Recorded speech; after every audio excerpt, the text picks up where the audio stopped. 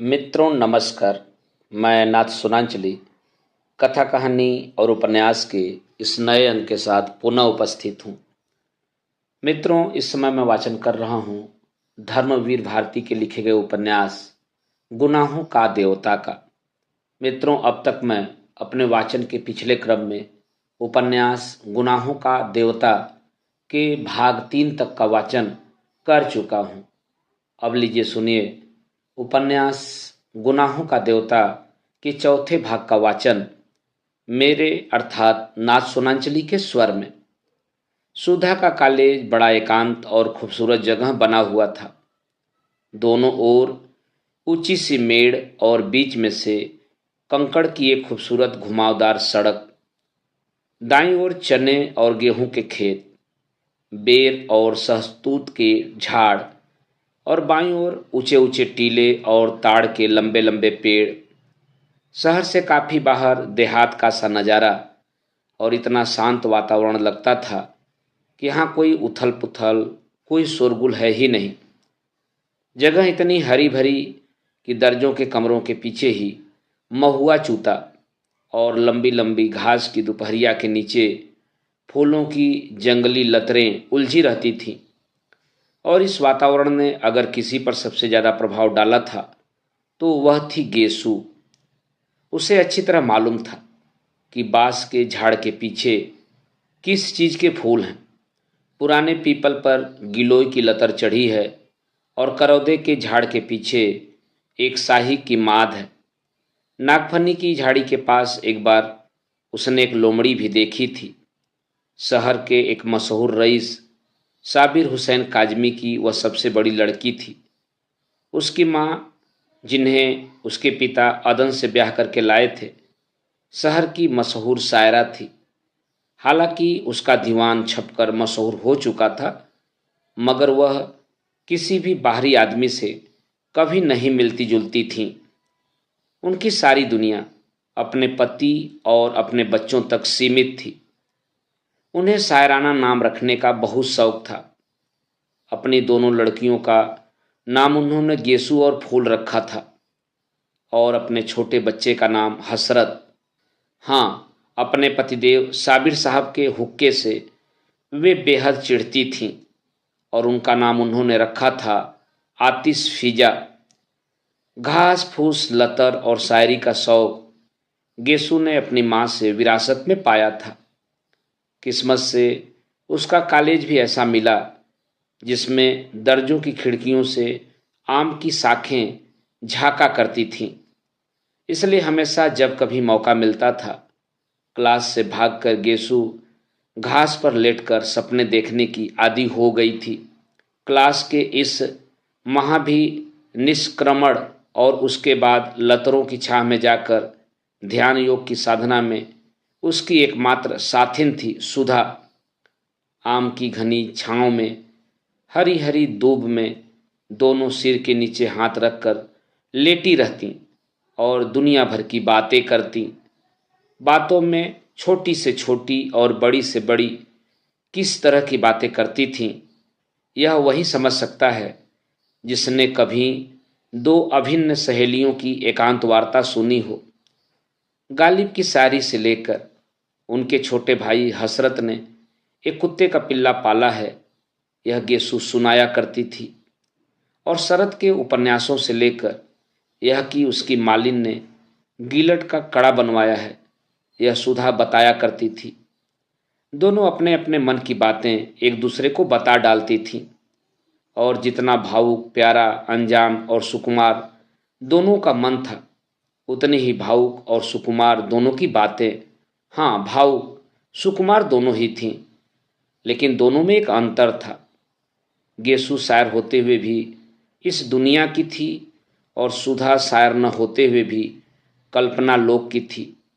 गेसु अगर झाड़ियों में से कुछ फूल चुनती तो उन्हें सूंघती, उन्हें अपनी चोटी में सजाती और उन पर चंद शेर कहने के बाद ही उन्हें माला में पिरोकर अपनी कलाई में लपेट लेती। सुधा लतरों के बीच में सिर रखकर लेट जाती और निर्निमेष पलकों से फूलों को देखती रहती और आंखों से न जाने क्या पीकर उन्हें उन्हीं की डालों पर फूलता हुआ छोड़ देती। गेसु हर चीज का उचित इस्तेमाल जानती थी। किसी भी चीज को पसंद करने या प्यार करने के बाद अब उसका क्या उपयोग है, क्रियात्मक यथार्थ जीवन में उसका क्या स्थान है, यह गेसु खूब समझती थी। लेकिन सुधा किसी भी फूल के जादू में बंध जाना चाहती थी, उसी की कल्पना में डूब जाना चाहती थी। लेकिन उसके बाद सुधा को कुछ नहीं मालूम था। गेसु की कल्पना और भावुक सूक्ष्मता शायरी में व्यक्त हो जाती थी, अतः उसकी जिंदगी में काफी व्यवहारिकता और यथार्थ था। लेकिन सुधा, जो शायरी लिख नहीं सकती थी, अपने स्वभाव और गठन में खुद ही एक मासूम शायरी बन गई थी। वह भी पिछले 2 सालों में तो सचमुच ही इतनी गंभीर, सुकुमार और भावनामयी बन गई थी कि लगता था कि सूर के गीतों से उसके व्यक्तित्व के रेशे बुन गए हैं।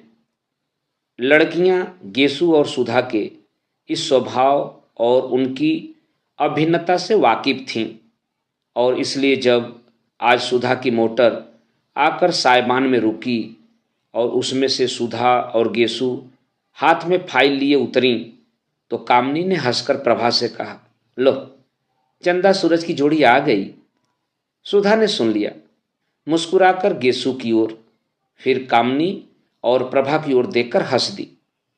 सुधा बहुत कम बोलती थी, लेकिन उसकी हंसी ने उसे खुश मिजाज साबित कर रखा था और वह सभी की प्यारी थी। प्रभा ने आकर सुधा के गले में बांह डालकर कहा, गेसु बानो, थोड़ी देर के लिए सुधा रानी को हमें दे दो, जरा कल के नोट्स उतारने हैं इनसे पूछकर। गेसु हंसकर बोली, उसके पापा से तय कर ले, फिर तू जिंदगी भर सुधा को पाल पोस, मुझे क्या करना है। जब सुधा प्रभा के साथ चली गई तो गेसु ने कामनी के कंधे पर हाथ रखा और कहा, कमो रानी, अब तो तुम ही हमारे हिस्से में पड़ी, आओ चलो देखें लतर में कुंदरू है। कुंदरू तो नहीं, अब चने का खेत हरिया आया है, कम्मो बोली। गृह विज्ञान का पीरियड था और मिस उमालकर पढ़ा रही थी। बीच की कतार की एक बेंच पर कामिनी, प्रभा, गेसु और सुधा बैठी थी। हिस्सा बांट अभी तक कायम था, अतः कामिनी के बगल में गेसु, गेसु के बगल में प्रभा और प्रभा के बाद बेंच की कोने पर सुधा बैठी थी। मिस उमालकर रोगियों के खान पान के बारे में समझा रही थी। मेज के बगल में खड़ी हुई, हाथ में एक किताब लिए हुए, उसी पर निगाह लगाए वह बोलती जा रही थी। शायद अंग्रेजी की किताब में जो कुछ लिखा था उसी का वह हिंदी में अनुवाद करते हुए बोलती जा रही थी। आलू एक नुकसानदेह तरकारी है रोगी की हालत में। वह खुश्क होता है, गर्म होता है और हजम मुश्किल से होता है। सहसा गेसु ने एकदम बीच से पूछा, गुरुजी, गांधी जी आलू खाते हैं या नहीं। सभी यह सुनकर हंस पड़े।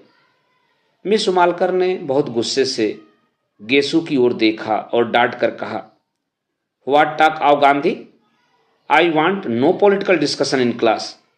अर्थात गांधी से क्या मतलब, मैं दर्जे में राजनीतिक बहस नहीं चाहती।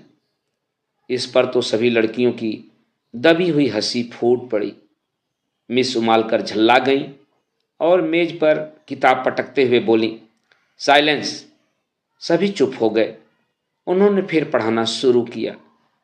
जिगर के रोगियों के लिए हरी तरकारियां बहुत फायदेमंद होती हैं। लौकी, पालक और हर किस्म के हरे साग तंदुरुस्ती के लिए बहुत फायदेमंद होते हैं। सहसा प्रभा ने कोहनी मारकर गेसु से कहा, ले फिर क्या है, निकाल चने का हरा साग, खा खा कर मोटे हों मिस उमालकर के घंटे में। गेसु ने अपने कुर्ते की जेब से बहुत सा साग निकालकर कामनी और प्रभा को दिया। मिस उमालकर अब शक्कर के हानि लाभ बता रही थी। लंबे रोग के बाद रोगी को शक्कर कम देनी चाहिए। दूध या साबूदाने में ताड़ की मिश्री मिला सकते हैं। दूध तो ग्लूकोज के साथ बहुत स्वादिष्ट लगता है।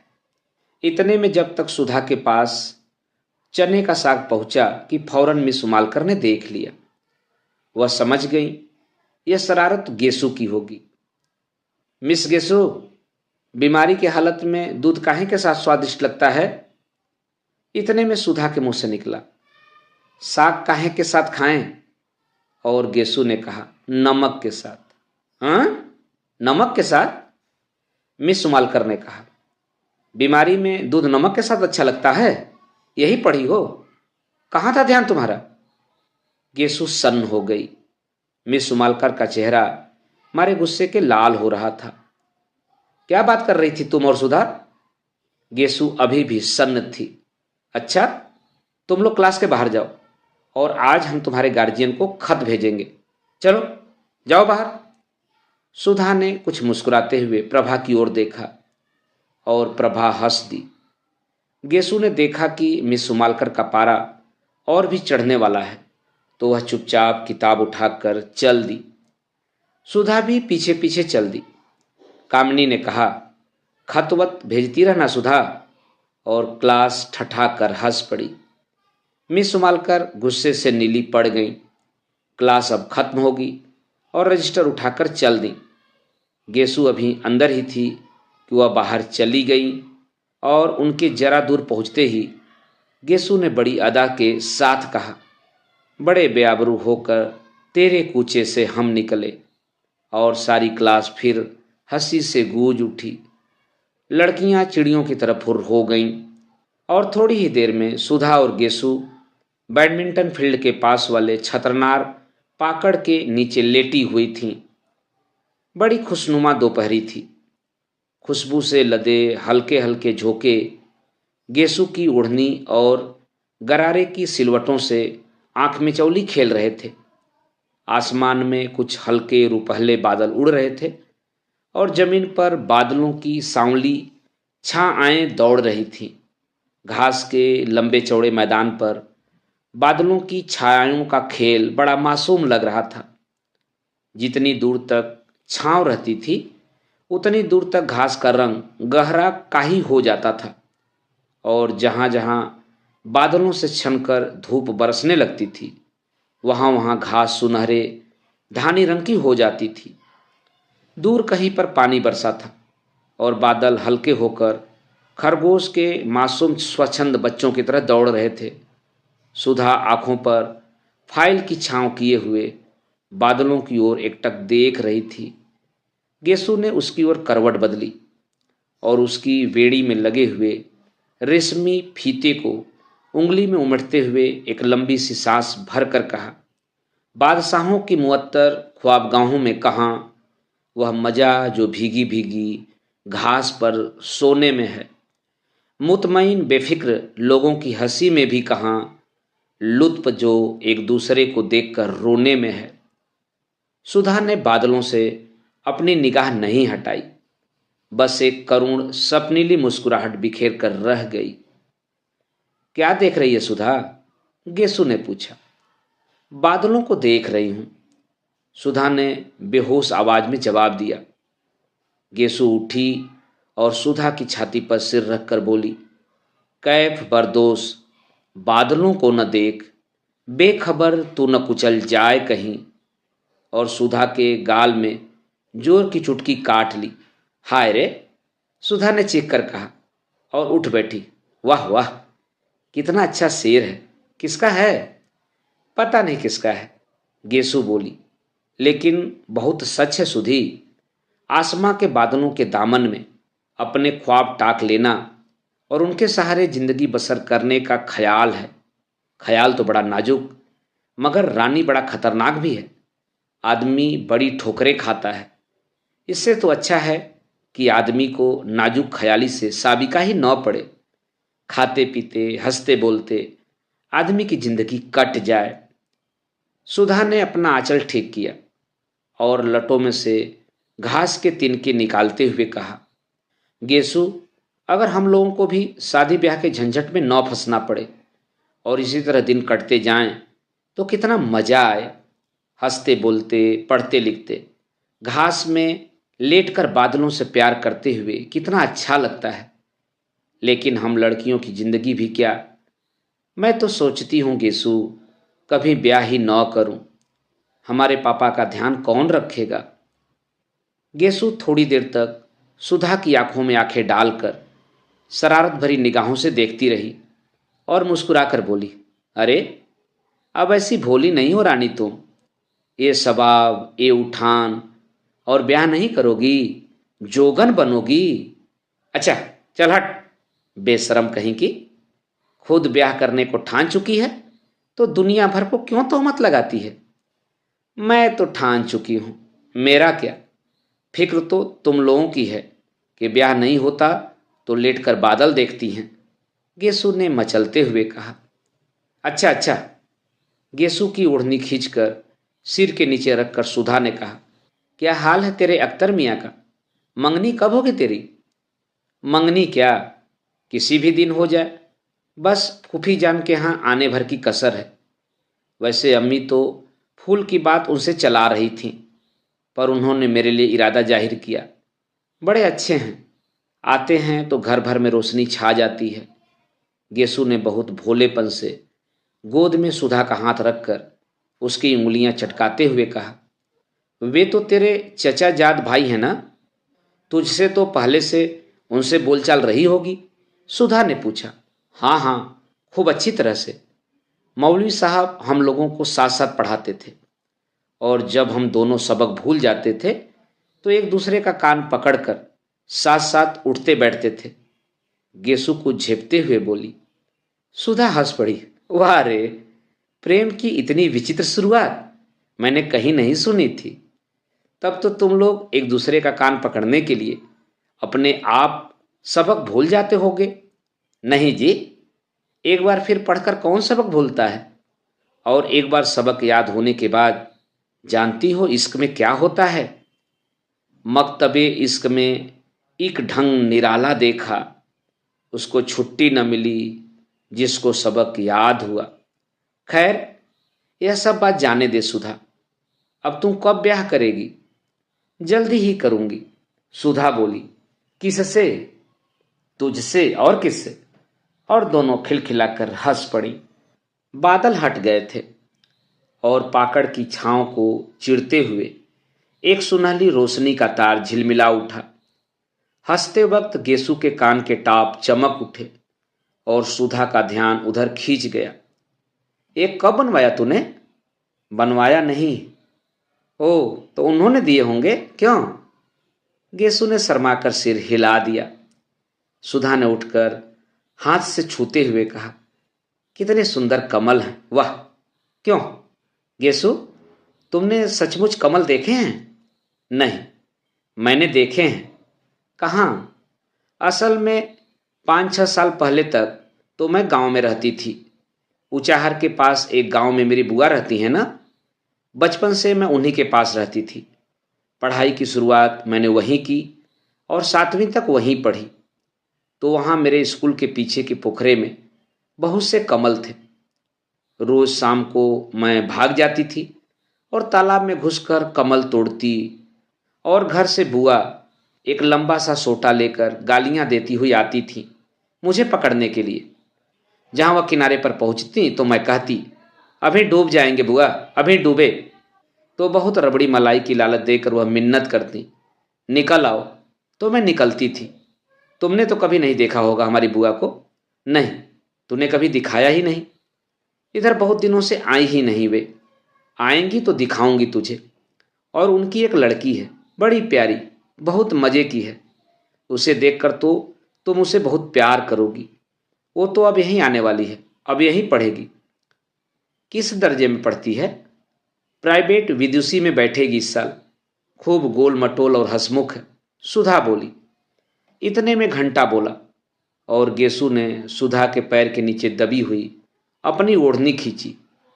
अरे, अब इस आखिरी घंटे में जाकर क्या पढ़ोगी।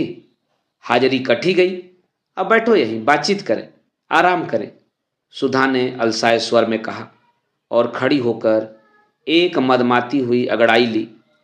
गेसु ने हाथ पकड़कर उसे बिठा लिया और बड़ी गंभीरता से कहा, देखो, ऐसी अरसहुई अगड़ाई न लिया करो। इससे लोग समझ जाते हैं कि अब बचपन करवट बदल रहा है। धत, बेहद झेप कर और फाइल में मुंह छिपाकर सुधा बोली, लो, तुम मजाक समझती हो।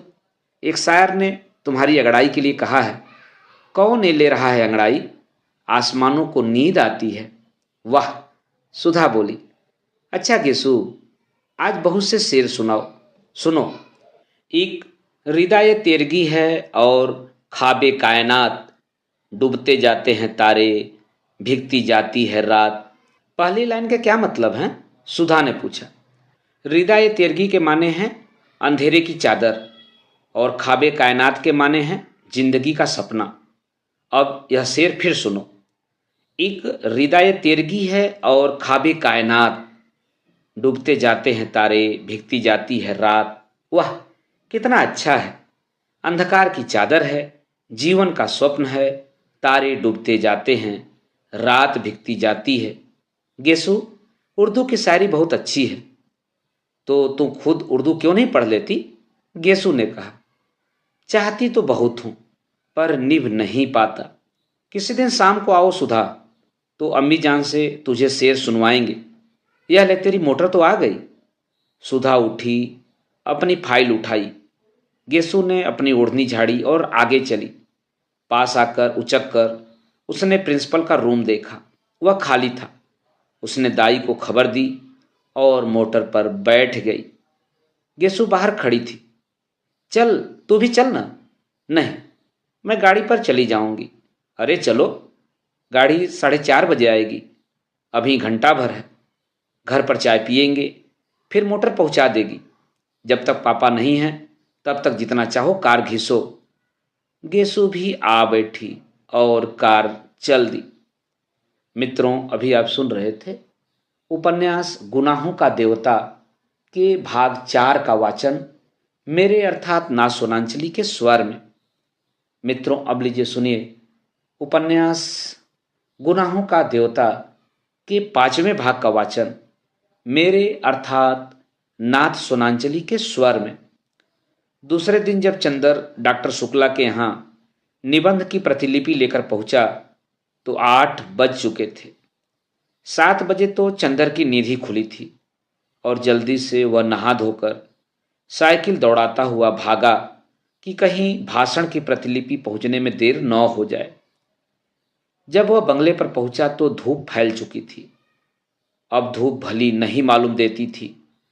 धूप की तेजी बर्दाश्त के बाहर होने लगी थी। लेकिन सुधा नील कांटे के ऊंचे ऊंचे झाड़ों की छांव में एक छोटी सी कुर्सी डाले बैठी थी। बगल में एक छोटी सी मेज थी जिस पर कोई किताब खुली हुई रखी थी। हाथ में क्रोशिया थी और उंगलियां एक नाजुक तेजी से डोरे से उलझ सुलझ रही थीं।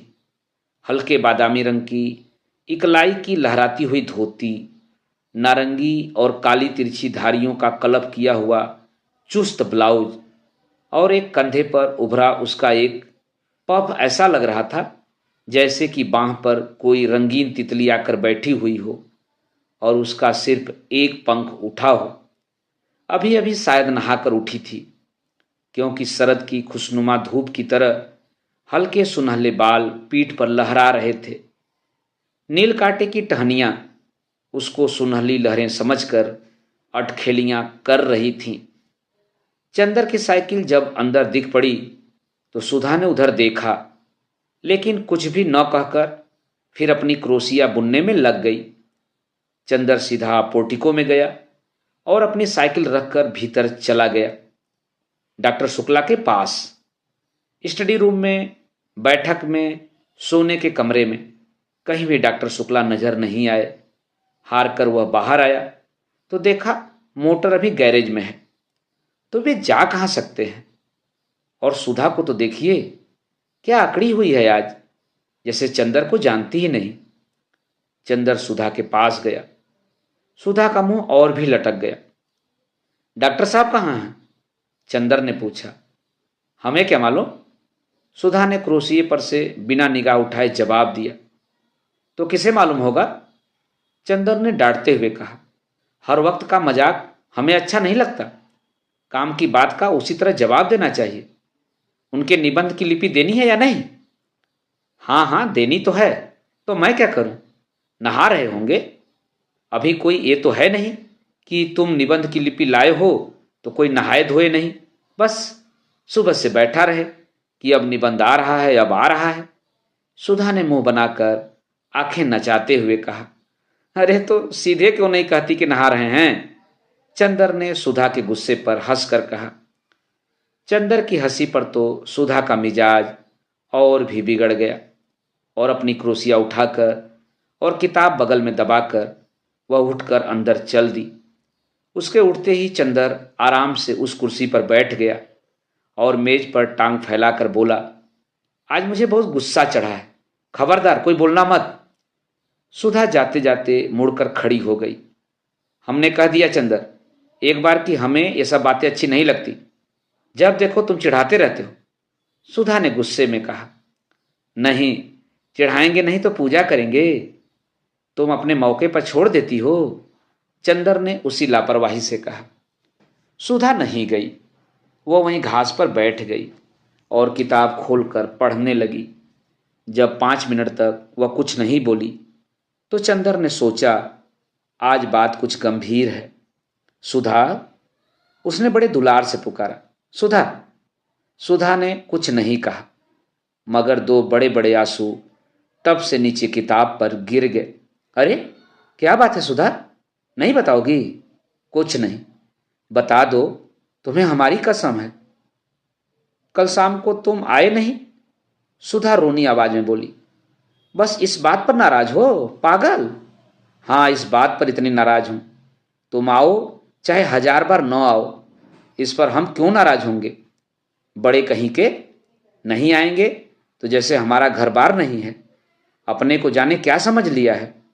सुधा ने चिढ़कर जवाब दिया, अरे तो तुम ही तो कह रही थी भाई। चंदर ने हंसकर कहा, तो बात पूरी भी सुनो। शाम को गेसू का नौकर आया था, उसके छोटे भाई हसरत की सालगिरह थी। सुबह कुरान खानी होने वाली थी और उसकी माँ ने बुलाया था। तो गई क्यों नहीं? गई क्यों नहीं, किससे पूछकर जाती? आप तो इस वक्त आ रहे हैं जब सब खत्म हो गया। सुधा बोली। तो पापा से पूछ के चली जाती, चंदर ने समझा कर कहा। और फिर गेसू के यहाँ तो यूं ही अक्सर तुम जाती रहती हो। तो आज तो डांस भी करने के लिए उसने कहा था, फिर बाद में तुम कहते, सुधा तुम्हें ये नहीं करना चाहिए, वो नहीं करना चाहिए, लड़कियों को ऐसे रहना चाहिए, वैसे रहना चाहिए, और बैठ के उपदेश पिलाते और नाराज होते। बिना तुमसे पूछे हम कहीं सिनेमा, पिकनिक या जलसों में गए हैं कभी? और फिर आंसू टपक पड़े। पगली कहीं की, इतनी सी बात पर रोना क्या? किसी के हाथ कुछ उपहार भेज दो और फिर किसी मौके पर चली जाना। हाँ चली जाना, तुम्हें कहते क्या लगता है? गेसू ने कितना बुरा माना होगा। सुधा ने बिगड़ते हुए ही कहा, इम्तहान आ रहा है, फिर कब जाएंगे? कब है इम्तहान तुम्हारा? चाहे जब हो। मुझे पढ़ाने के लिए कहा किसी से? अरे भूल गए। अच्छा, आज देखो कहेंगे। कहेंगे कहेंगे, पर कहेंगे नहीं। आज दोपहर को आप बुला लाइए, वरना हम सब किताबों में लगाई देते हैं आग, समझे कि नहीं? अच्छा अच्छा, आज दोपहर को बुला लाएंगे। ठीक। अच्छा याद आया, बिसारिया से कहूँगा तुम्हें पढ़ाने के लिए, उसे रुपए की जरूरत भी है। चंदर ने छुटकारे का कोई रास्ता न पाकर कहा, आज दोपहर को जरूर से। सुधा ने फिर आंखें नचाकर कहा, लो पापा आ गए नहाकर, जाओ। चंदर उठा और चल दिया। सुधा उठी और अंदर चली गई। डॉक्टर शुक्ला हल्के सांवले रंग के, जरा स्थूलकाय से थे। बहुत गंभीर अध्ययन और अध्यापन और उम्र के साथ साथ ही उनकी नम्रता और भी बढ़ती जा रही थी।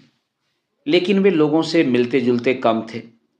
व्यक्तिगत दोस्ती उनकी किसी से नहीं थी, लेकिन उत्तर भारत के प्रमुख विद्वान होने के नाते कॉन्फ्रेंसों में, मौखिक परीक्षाओं में, सरकारी कमेटियों में वे बराबर बुलाए जाते थे और इसमें प्रमुख दिलचस्पी से हिस्सा लेते थे।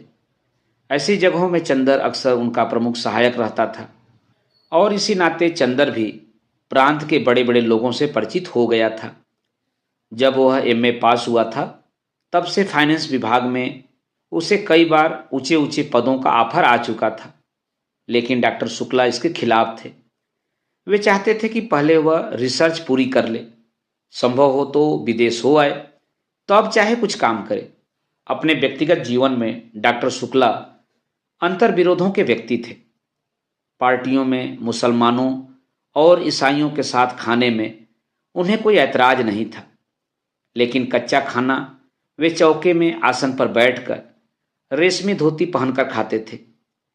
सरकार को उन्होंने सलाह दी कि साधुओं और सन्यासियों को जबरदस्ती काम में लगाया जाए और मंदिरों की जायदादें जब्त कर ली जाएं, लेकिन सुबह घंटे भर तक पूजा जरूर करते थे।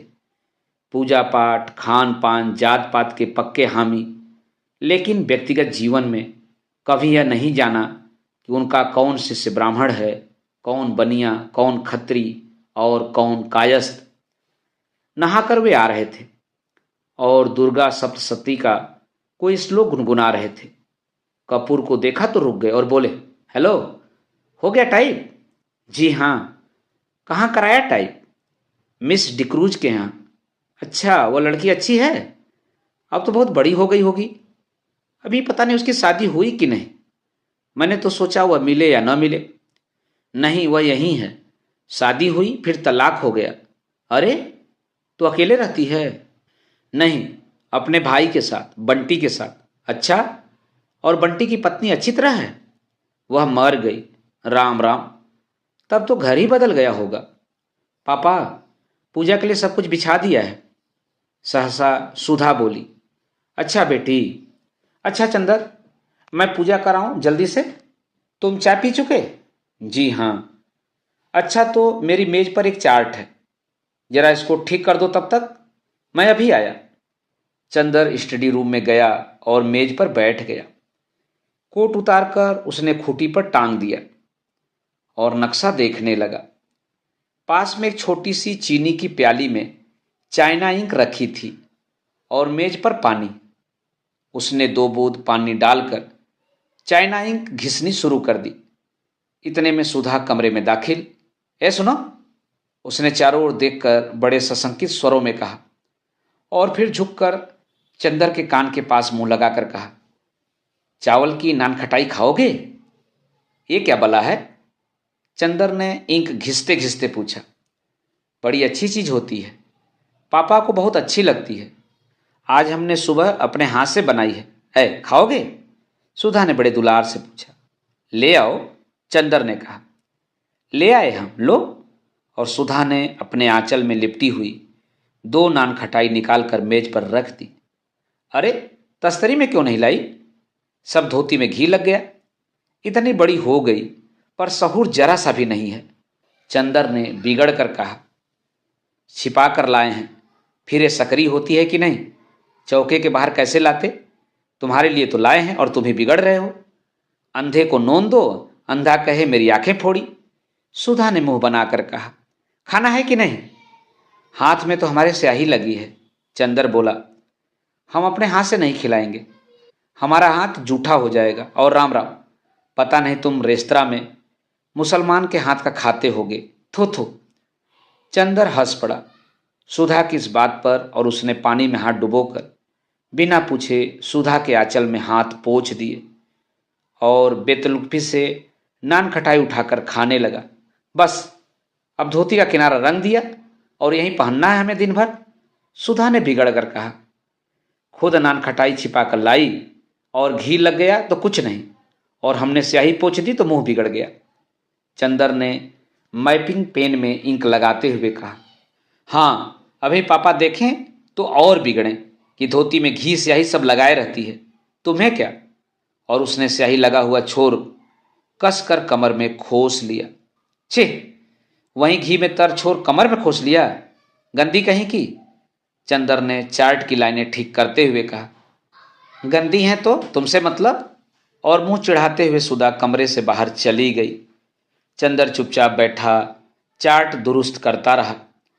उत्तर प्रदेश के पूर्वी जिला बलिया, आजमगढ़, बस्ती, बनारस आदि में बच्चों की मृत्यु संख्या का ग्राफ बनाना था और एक ओर उनके नक्शे पर बिंदुओं की एक सघनता से मृत्यु संख्या का निर्देश करना था।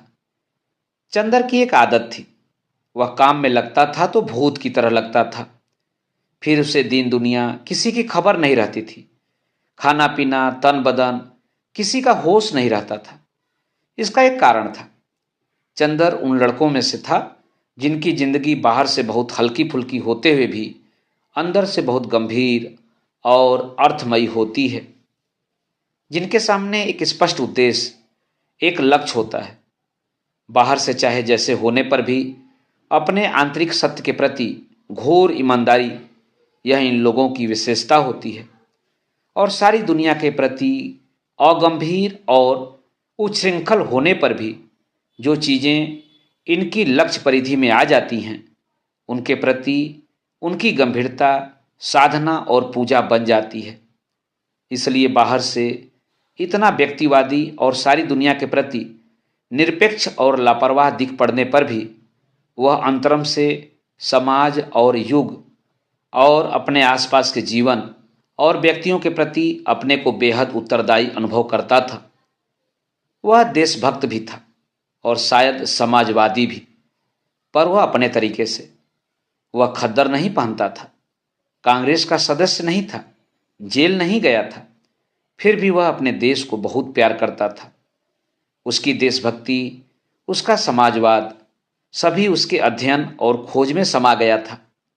वह यह जानता था कि समाज के सभी स्तंभों का स्थान अपना अलग होता है।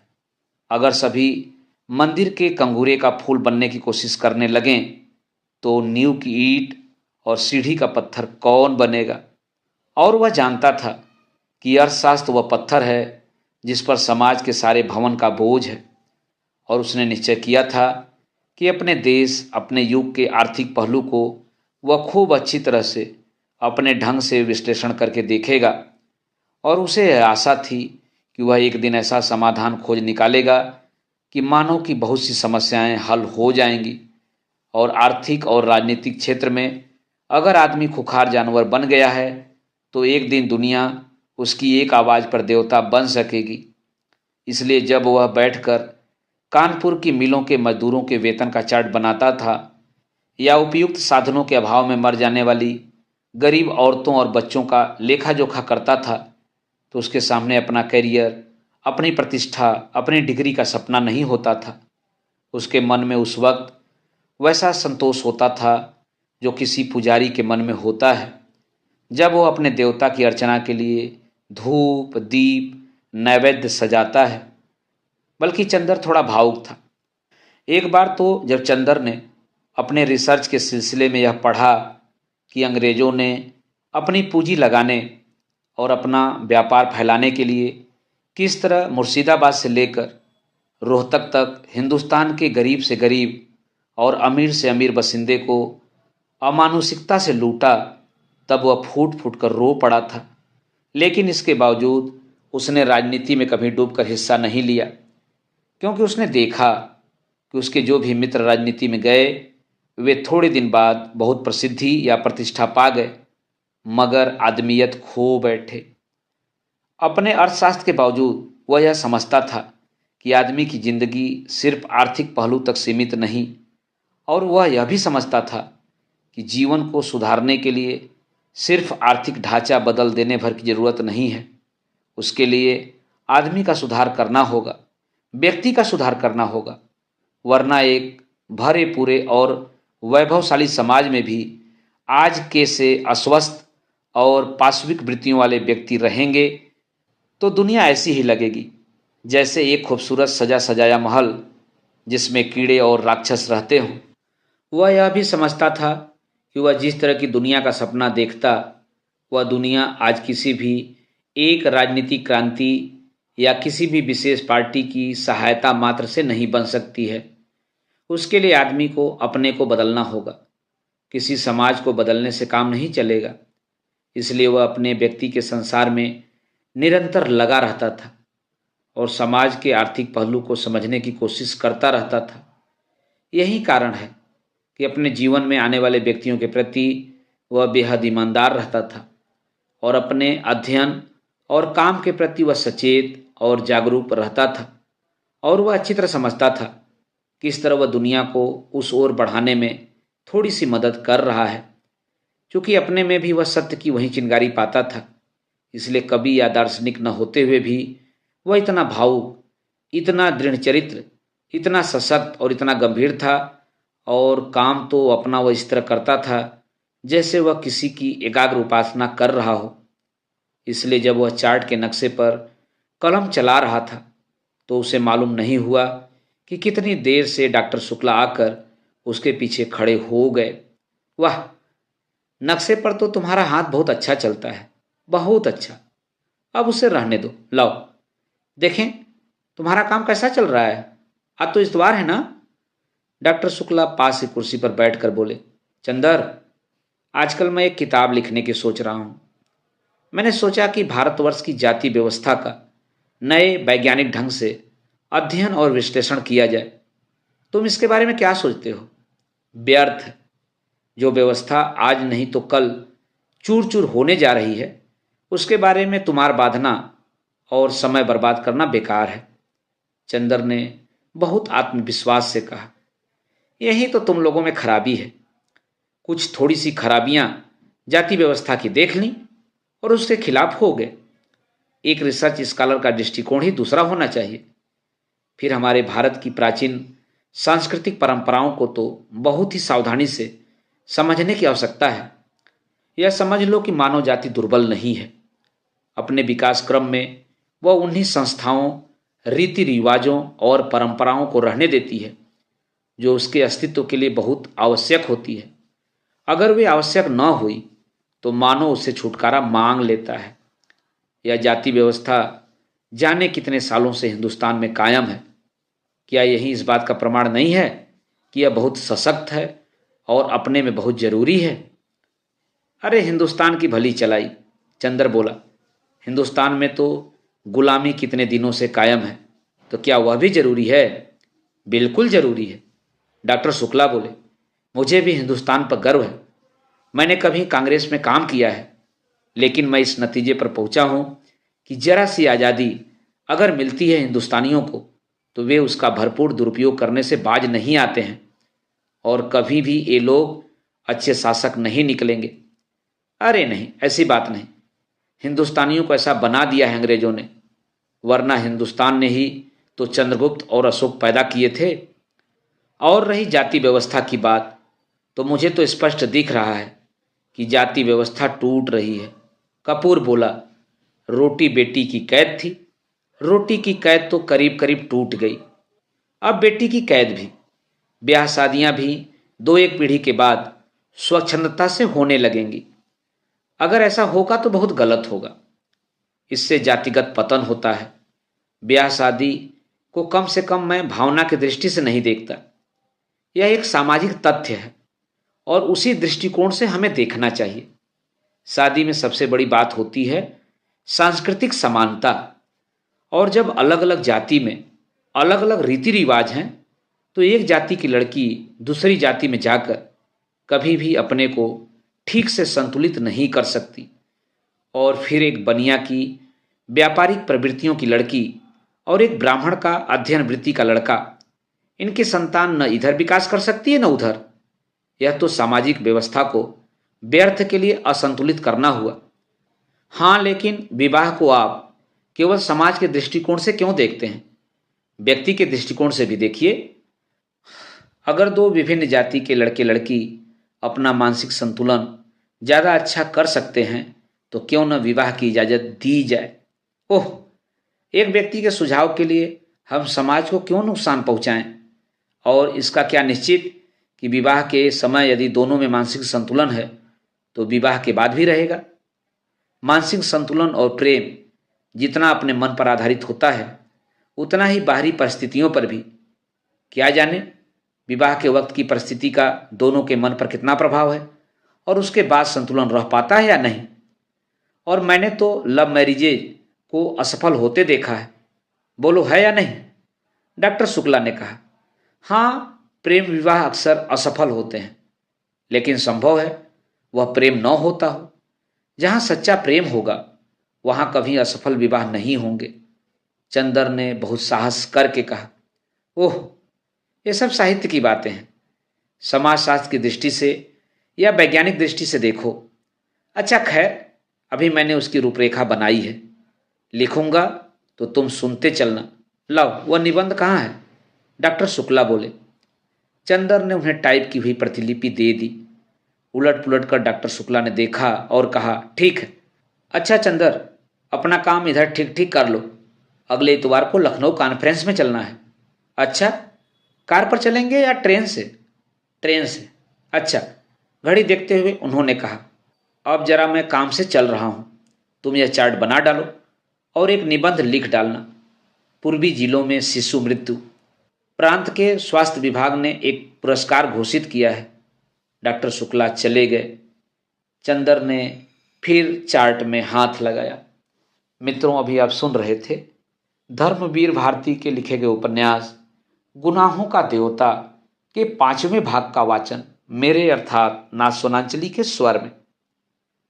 मित्रों, उपन्यास के आगे के भागों का वाचन आप मेरे वाचन के अगले क्रम में सुन सकते हैं। तो जुड़े रहिए कथा कहानी और उपन्यास के साथ। धन्यवाद। नमस्कार।